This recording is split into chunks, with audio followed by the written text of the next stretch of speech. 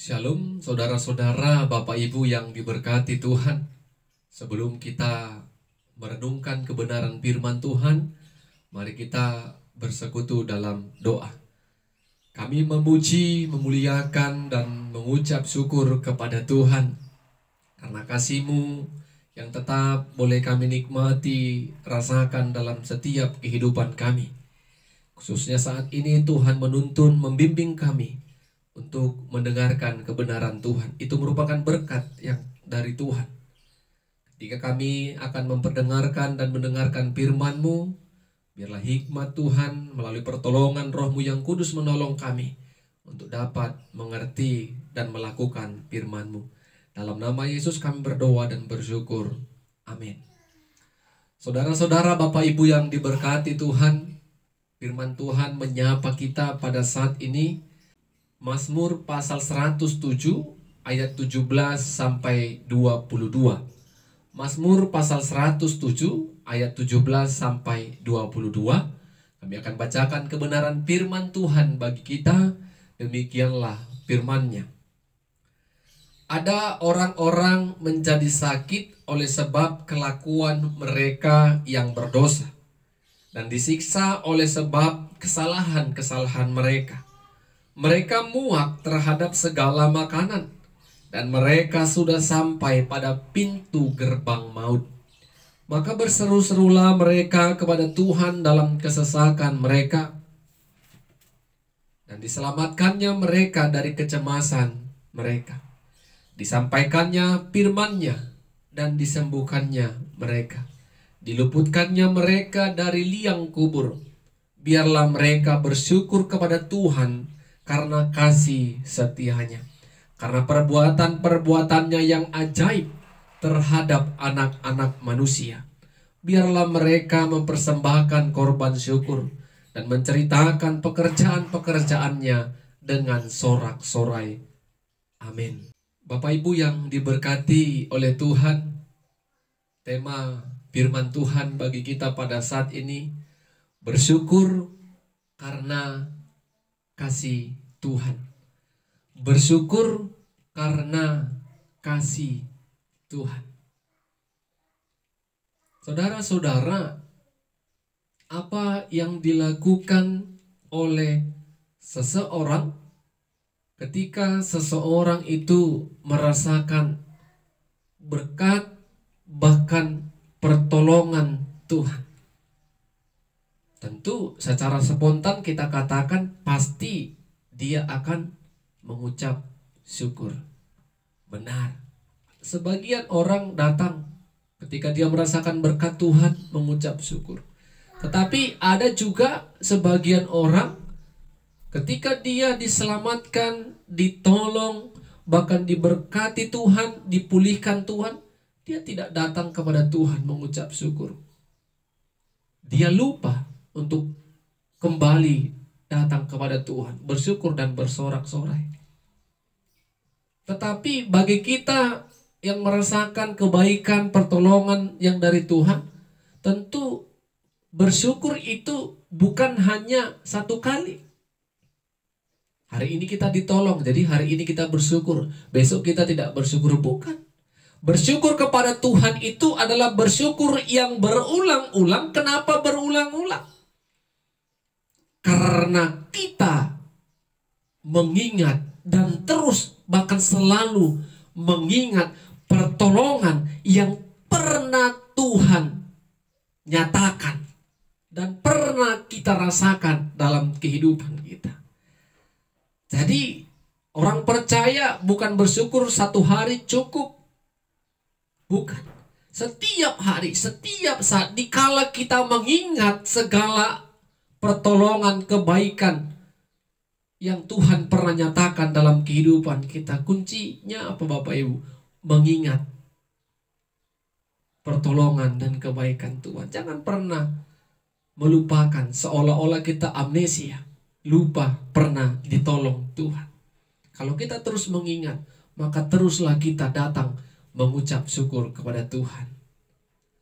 Kalau kita baca apa yang disampaikan oleh pemazmur pasal 107, kalau kita baca pasal ini secara keseluruhan.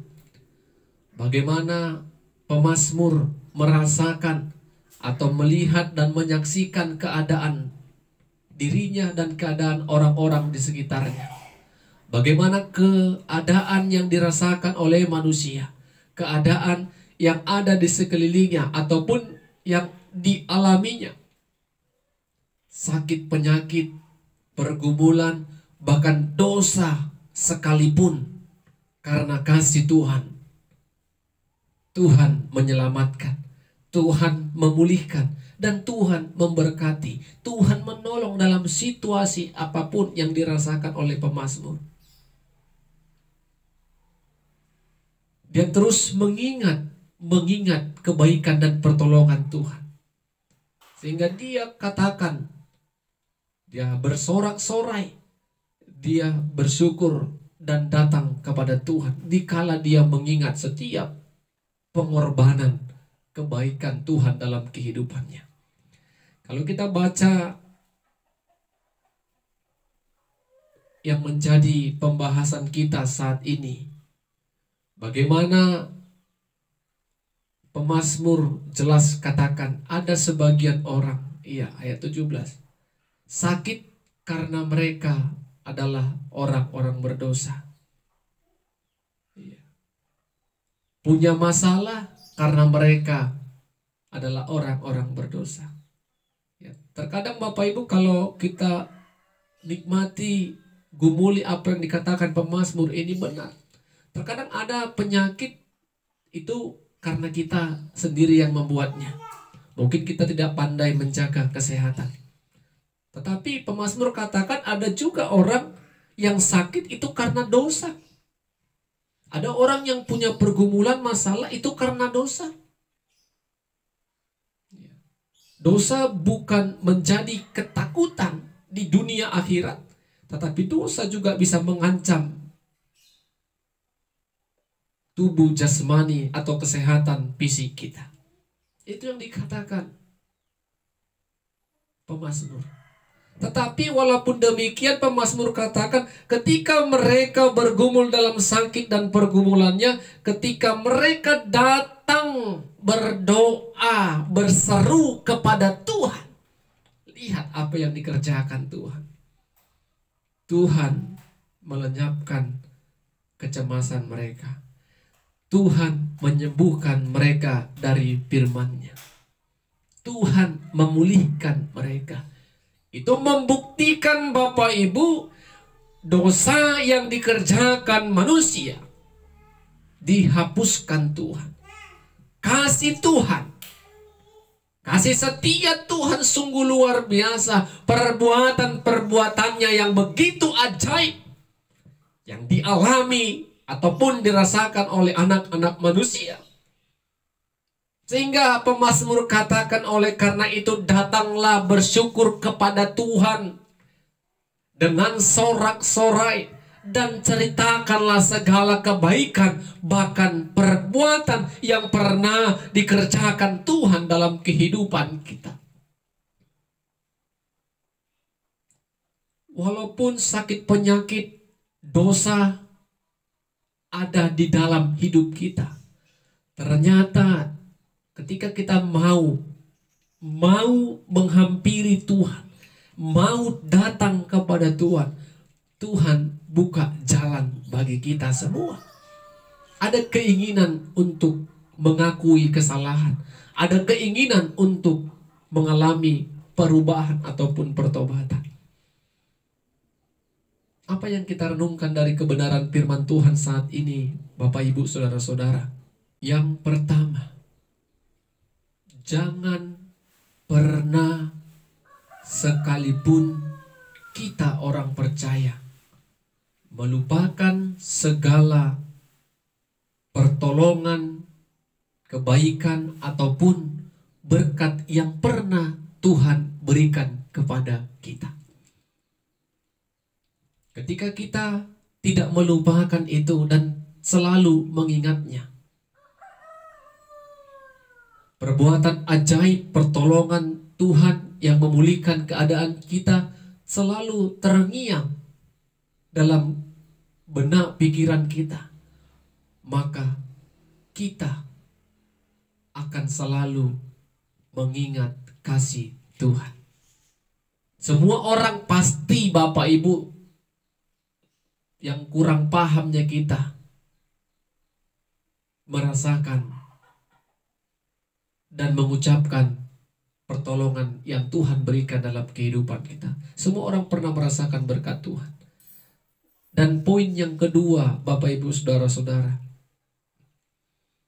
hiduplah dengan rasa syukur kepada Tuhan. Bukan dengan sungut-sungut, bukan dengan mengeluh, bukan dengan menggerutu, tetapi hidup dengan rasa syukur.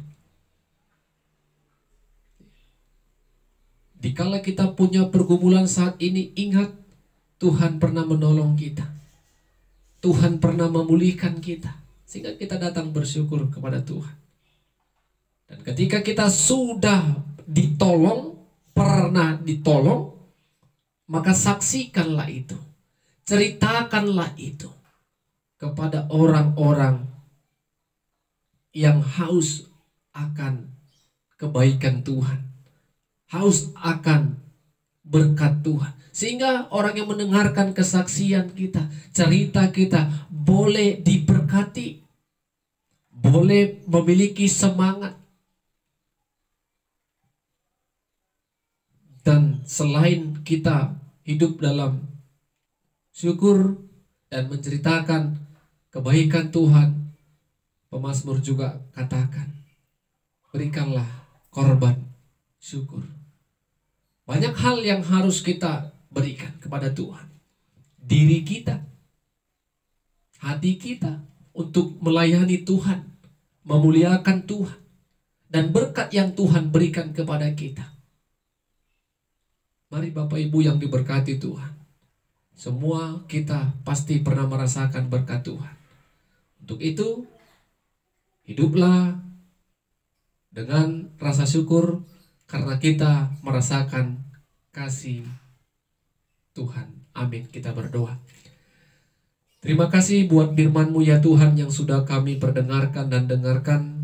Kami percaya Roh-Mu yang kudus terus bekerja dan berkarya bagi setiap orang yang mendengarkan firman Tuhan.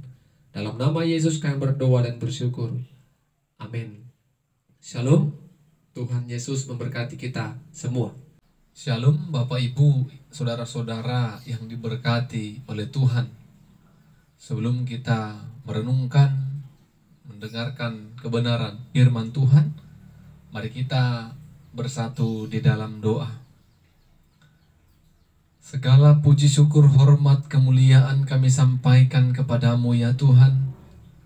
Tuhan yang menyelamatkan, Tuhan yang mengasihi dan memelihara kehidupan kami sampai pada saat ini. Kami bersyukur Roh-Mu terus menuntun kami untuk bisa hidup menyukakan hati Tuhan dengan rindu, taat, setia, dengar-dengaran kebenaran firman-Mu. Roh-Mu yang kudus menolong kami, memimpin dan mengajar-ajari kami untuk boleh mengerti, memahami dan melakukan kebenaran Tuhan. Dalam nama Yesus kami berdoa dan mengucap syukur kepada Tuhan. Amin. Ibu bapak saudara-saudara yang dikasihi oleh Tuhan, firman Tuhan menyapa kita pada saat ini dari Yohanes pasal 3 ayat 22 sampai 30. Yohanes pasal 3 ayat 22 sampai ayatnya yang ke-30. Kami akan bacakan firman Tuhan bagi kita. Demikianlah firman-Nya. Sesudah itu Yesus pergi dengan murid-muridnya ke tanah Yudea, dan ia diam di sana bersama-sama mereka dan membaptis. Akan tetapi Yohanes pun membaptis juga di Ainon, dekat Salim, sebab di situ banyak air dan orang-orang datang ke situ untuk dibaptis. Sebab pada waktu itu Yohanes belum dimasukkan ke dalam penjara. Maka timbullah perselisihan di antara murid-murid Yohanes dengan seorang Yahudi tentang penyucian. Lalu mereka datang kepada Yohanes dan berkata kepadanya, "Rabi, orang yang bersama dengan engkau di seberang sungai Yordan, dan yang tentang dia engkau telah memberi kesaksian. Dia membaptis juga, dan semua orang pergi kepadanya." Jawab Yohanes, "Tidak ada seorang pun yang dapat mengambil sesuatu bagi dirinya kalau tidak dikaruniakan kepadanya dari sorga.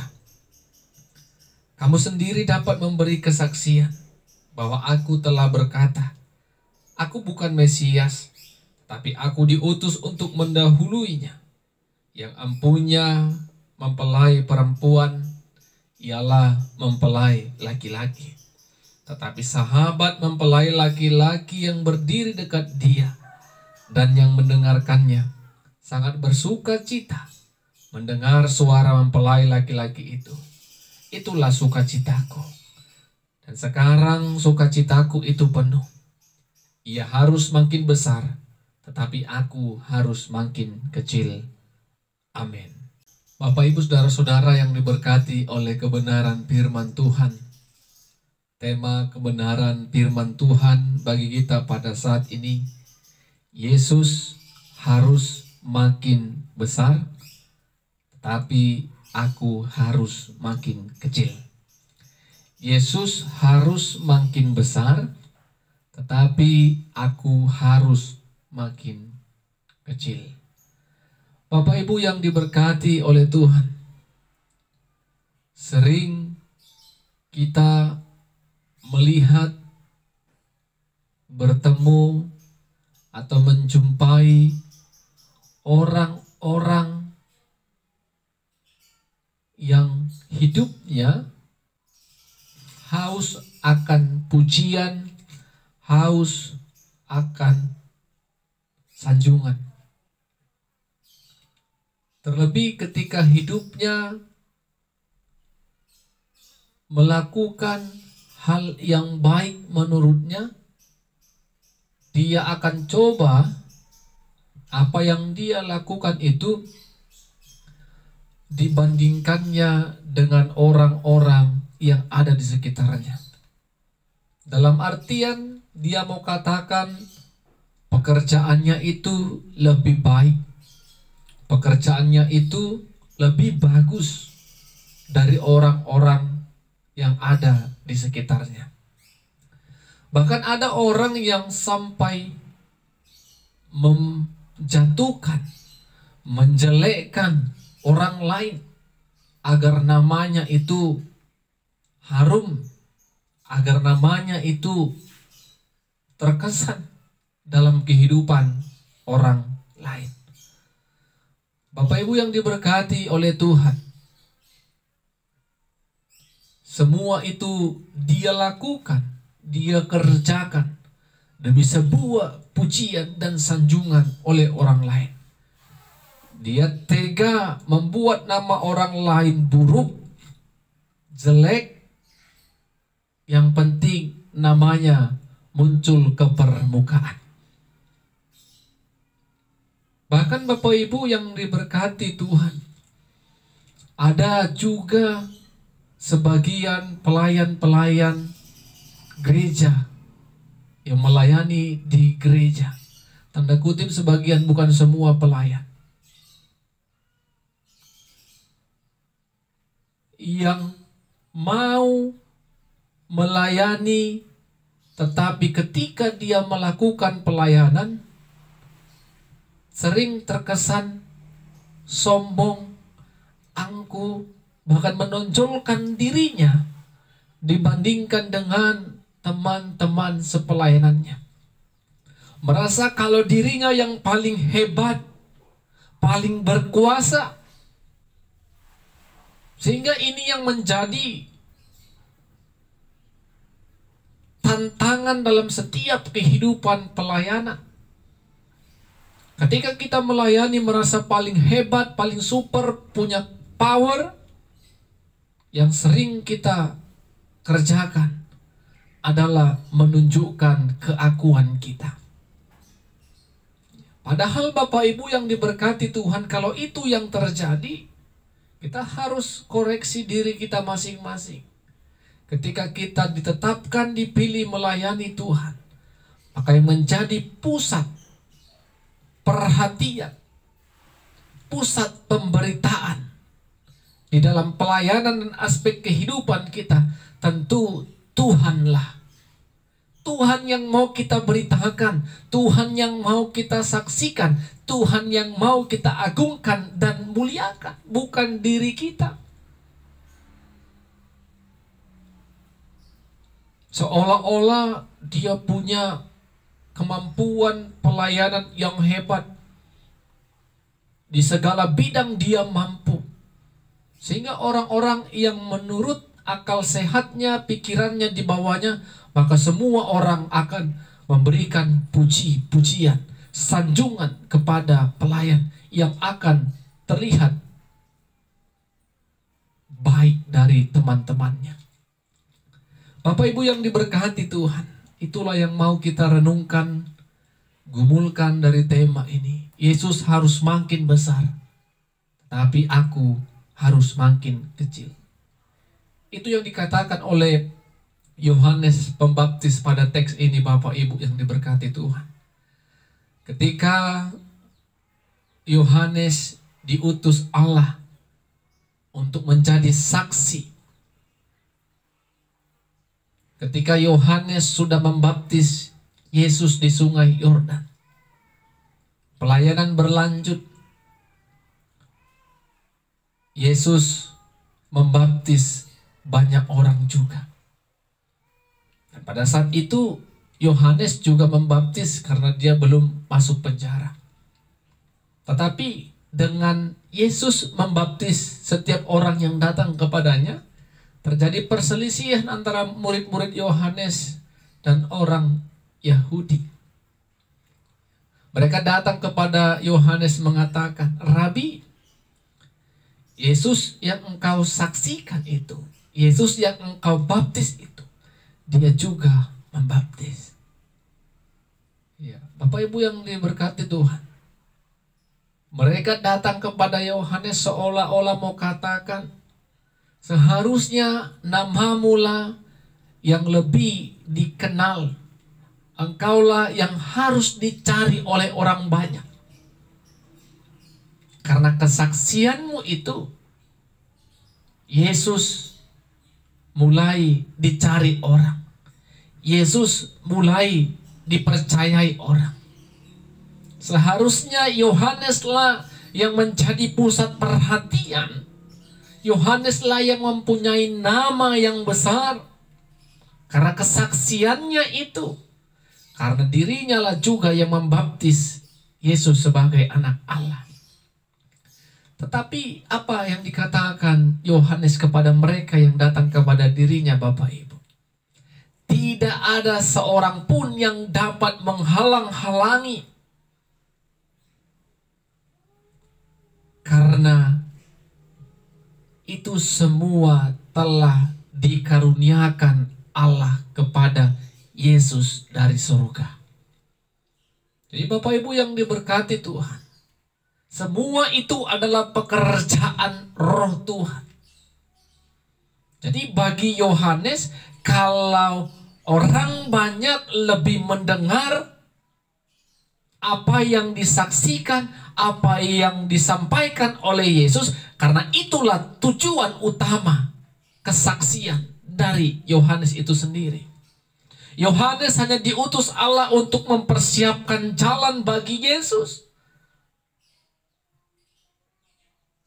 Jadi Bapak Ibu yang diberkati itu, Yohanes juga katakan Yesus itu berasal dari surga. Jadi segala sesuatu telah dikaruniakan Bapa, dikaruniakan Allah kepada Yesus.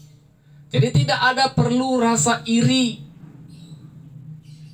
kecewa, karena memang Yohanes diutus Allah hanya sebagai saksi, titik. Cukup, tidak lebih. Namanya saksi. Apakah saksi lebih hebat daripada yang disaksikan? Itu menurut akal pikiran manusia. Tetapi bagi Yohanes, yang disaksikan itu, nama yang disaksikan itu, itulah yang harus muncul ke permukaan. Sehingga Yohanes katakan, ia harus makin besar, tetapi aku harus makin kecil. Nama Yesus semakin besar, dikenal dan dipercayai banyak orang, tetapi biarlah namaku semakin surut dan kecil. Statement iman, kepercayaan yang sungguh luar biasa yang dikatakan oleh Yohanes Pembaptis. Dia mau katakan, biarlah Yesus semakin besar, aku harus semakin kecil, sama seperti tema kita pada saat ini. Bapak Ibu yang diberkati Tuhan, apa yang mau kita renungkan dari kebenaran Tuhan pada saat ini? Poin yang pertama, kalau Tuhan sedang percayakan pelayanan di dalam kehidupan kita, jadikanlah itu sebuah kesempatan untuk menyaksikan, memberitakan nama Tuhan kepada setiap orang. Baik itu dalam dunia pelayanan kita, baik itu dalam setiap aspek kehidupan kita bermasyarakat dan bersosial. Sampaikanlah Tuhan itu dalam setiap kehidupanmu. Bukan keangkuhanmu, bukan kesombonganmu, bukan kebolehanmu dan kelebihanmu. Yang menjadi pusat perhatian adalah nama Tuhan yang harus dimuliakan. Nama Tuhan yang harus disembah. Nama Tuhan yang harus diingat karena kasih-Nya yang besar kepada setiap umat manusia. Ini tegas kami sampaikan Bapak Ibu yang diberkati Tuhan. Jangan pernah merasa di atas angin karena sesama pelayan kita ada berada di bawah kemampuan kita. Tetaplah rendah hati. Kesempatan menjadi pelayan Tuhan, orang lain tidak memilikinya dan kita sedang memilikinya. Beritakanlah Tuhan, saksikanlah Tuhan. Poin yang kedua, tidak perlu menaruh rasa iri hati, kecil hati kepada orang-orang yang menurut pemandangan kita, pemikiran kita lebih hebat dari kita dalam melayani Tuhan. Dalam melakukan apapun, dia hebat sebagai suami, sebagai istri, sebagai orang tua, bahkan sebagai anak, sebagai pemimpin.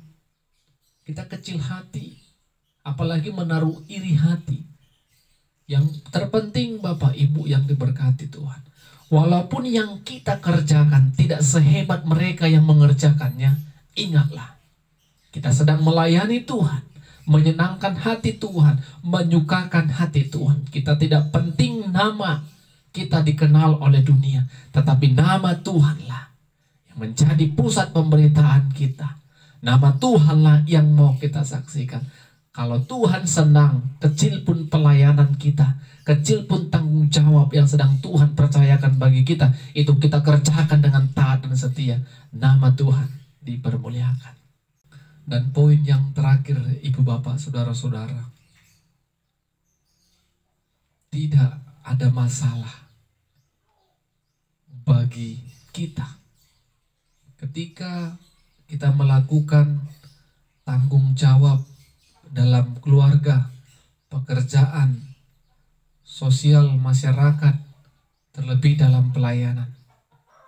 Ketika kita melakukan dan dipercayakan pekerjaan tanggung jawab yang kecil, kerjakanlah itu dengan setia dan taat. Lakukanlah itu dengan pertolongan Tuhan. Karena yang sedang kita kerjakan, yang sedang kita lakukan, yang sedang mau kita saksikan, agar semua orang menyaksikan bahwa kehidupan kita adalah kehidupan yang mau menyaksikan Kristus yang telah menyelamatkan hidup kita.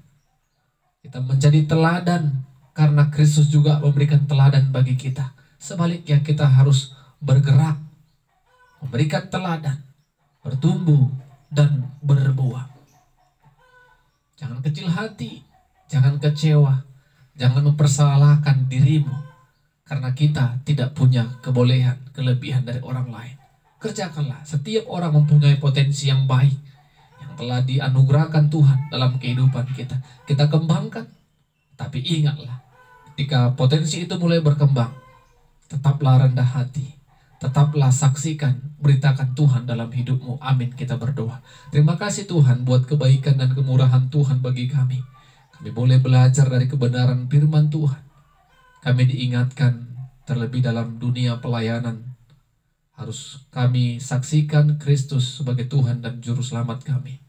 Pusat pemberitaan kami hanyalah nama Tuhan. Ampunkan kami Tuhan kalau selama ini kami menyombongkan diri kami. Ketika Tuhan bersama dengan kami, menaruh hati yang terus hidup dalam ketetapan Tuhan, kami belajar dan mempertahankan kerendahan hati kami. Semuanya itu untuk kemuliaan Tuhan. Kami percaya segala kebaikan, potensi yang Tuhan berikan bagi kami, semua tujuannya untuk memuji-muji dan memuliakan nama Tuhan. Jauhkan kesombongan, iri hati, hidup pesimis dalam kehidupan kami. Dalam nama Yesus yang berdoa dan bersyukur. Amin. Shalom. Tuhan Yesus memberkati kita semua.